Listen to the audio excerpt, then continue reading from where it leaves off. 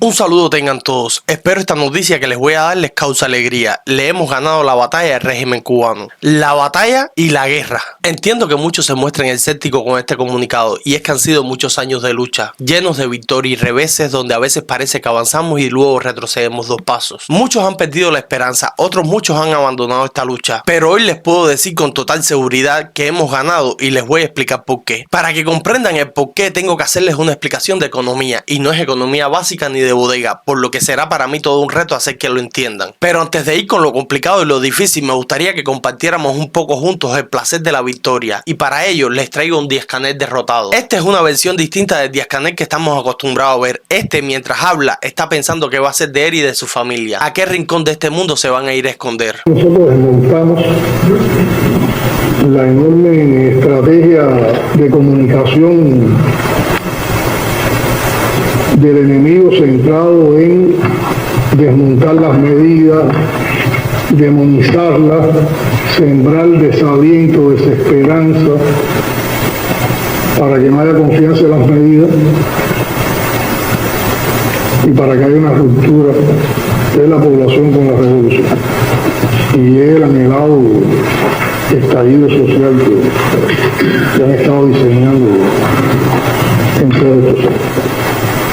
De antemano les comento que posiblemente ni siquiera llegue el estallido social que hemos estado esperando. Ellos tendrán que salir huyendo. La explicación a pequeña escala de lo que está sucediendo es lo siguiente. Imaginemos una comunidad de 100 habitantes, donde cada uno tiene $1000 en su bolsillo. Esta comunidad sería Cuba y como no producen alimentos ni nada, tienen que ir a los Estados Unidos a comprarlo. Cada vez que Cuba importa productos desde Estados Unidos o cualquier otro país, es capital que se va y que la única forma de recuperarlo es exportando productos o servicios. Imagínate que un habitante de la comunidad decide invertir sus $1000 en pollo para que los habitantes de esa comunidad puedan comer. Va a los Estados Unidos, se gasta los $1000 y regresa con pollo. Esos $1000 que se gastaron no hay forma de recuperarlo a no ser que alguien de la comunidad exporte algún producto y recupere capital. Esto a gran escala es lo que le está sucediendo a Cuba y no solo se encuentran importando pollo, sino todo. Y esta es la razón principal también por la que en todos los países del mundo se le cobran menos aranceles a quien exporta productos que a quien importa. Se encuentran tan preocupados con esto que le han dedicado un programa entero a este tema. Como bien decía Marta, nuestro país no aplica aranceles de exportación como la mayor parte de los países del mundo, que lo que hace es favorecer esas exportaciones, por supuesto, para obtener ingresos. El tema de los aranceles es poco importante en la economía cubana. Lo importante es producir y el régimen cubano no está enfocado en producir. Ellos apostaron todas sus cartas a obtener todos estos ingresos por el turismo y las remesas y la apuesta le falló. Esto solo tiene 3 finales posibles debido a que ya no hay dinero para importar y no se produce nada en el país. Final número 1 y más conveniente, se largan del país. Este es el menos probable debido a que ellos van a hacer toda la resistencia posible y aún les quedan algunas cartas bajo la manga y estas son el final número 2, quedarse en el poder y cometer un genocidio. Un ejemplo para que lo entiendas mejor: si dejan de importar petróleo se queda la isla sin corriente y sin transporte. Si dejan de importar comida te mueres de hambre. Esto ya es inevitable y es la razón por la que con urgencia necesitan implementar las medidas, porque las medidas es la justificación perfecta para decir que no están cometiendo genocidio. Hay que estar convencidos de por qué debemos defender estas medidas económicas, porque las tenemos que aplicar, aunque son complejas, todas tienen riesgos. Porque si uno no entiende, uno no las va a defender.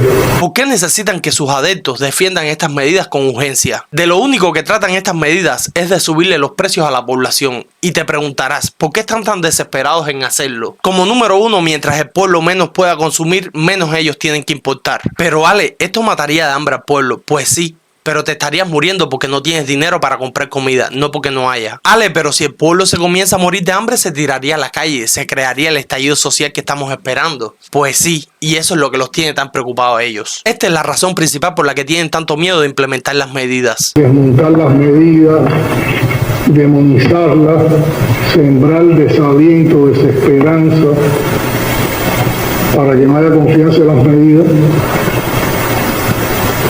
y para que haya una ruptura de la población con la revolución y el anhelado estallido social que han estado diseñando en todo esto.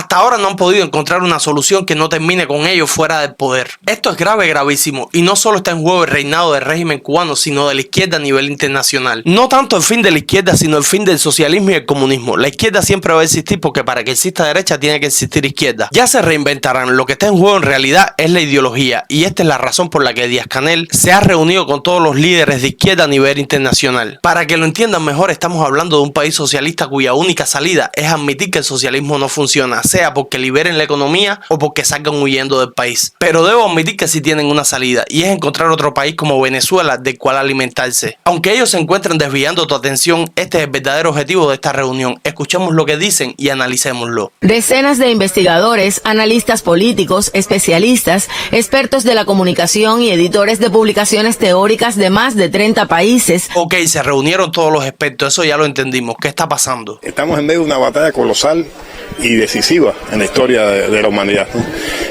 Una batalla en la que se está decidiendo una parte la toma del poder por el fascismo. Este señor se está haciendo referencia a algo que yo les dije hace unos meses atrás, y es que la llegada de Milei al poder significaría el fin de la izquierda internacional, y esto está pasando. En Chile, por ejemplo, el pueblo chileno le ha pedido al escritor, economista, filósofo y sobre todo liberal Axel Kicser que se presente a la presidencia. Y esto, como es de esperarse, se está replicando por toda Latinoamérica y el mundo entero. Parece que la posibilidad de estar hoy aquí reunidos y compartiendo participaciones en el evento entre todas y todos significa que hay mucho interés, que comprendemos la urgencia. Atención, cubanos, presta mucha atención a lo que te voy a decir. Si necesitas asesoría legal dentro y fuera de Cuba, comunícate con esta firma de abogados con presencia en México. Con ellos puedes tramitar legalmente tu salida de Cuba y ya estando en México tu aplicación para el CP1 o el parol. Igual y si ya te encuentras fuera de Cuba, llama para más información.